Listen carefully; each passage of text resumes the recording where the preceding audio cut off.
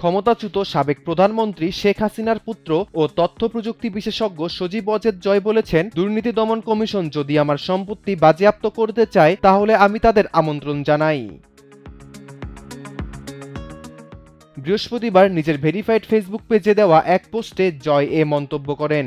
তিনি অভিযোগ করেন, এই অবৈধ সরকার এখন চাপে পড়েছে এবং জনরোষের মুখে জনগণের দৃষ্টি ভিন্ন খাতে নিতে দুদককে দিয়ে আমার বিরুদ্ধে মিথ্যা অভিযোগ দাঁড় করানোর চেষ্টা করছে।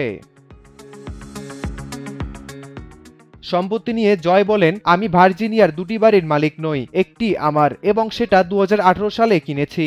গত বছর আমার ডিভোর্স চূড়ান্ত হওয়ার পর মালিকানা এককভাবে আমার নামে হয়। অন্য যে বাড়ির কথা বলা হচ্ছে সেটি ছিল আমার আগের বাড়ি, যেটি বিক্রি করে আমি এই বাড়িটি কিনেছি।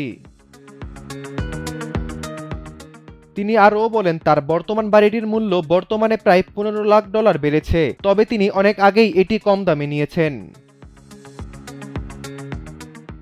অভিযোগ ও প্রতিরক্ষা প্রসঙ্গে তিনি বলেন, আমি কোনো সরকারি কর্মচারী নই, আমি একজন আইটি উদ্যোক্তা। আমার আয় সম্পূর্ণ বৈধ এবং আমি এখানে কর দিয়ে বসবাস করি। FBI আমার বিষয়ে ইতিমধ্যেই তদন্ত করেছে এবং তারা কোনো অবৈধ কিছু খুঁজে পায়নি। এছাড়াও জয় দাবি করেন, ইউনূস সরকারের সময় তার বাংলাদেশি পাসপোর্ট বাতিল হওয়ার পর তিনি দ্রুত মার্কিন নাগরিকত্ব পান। দুদককে চ্যালেঞ্জ ছুড়ে দিয়ে তিনি বলেন, দুদক যদি আমার সম্পত্তি বাজেয়াপ্ত করতে চায় তাহলে তাদের আমন্ত্রণ জানাই, এসে পারলে চেষ্টা করে দেখুক। আমার আইনজীবীরা যুক্তরাষ্ট্রে দুদকের মোমেনের বিরুদ্ধে মামলা করতে তৈরি হয়ে আছে।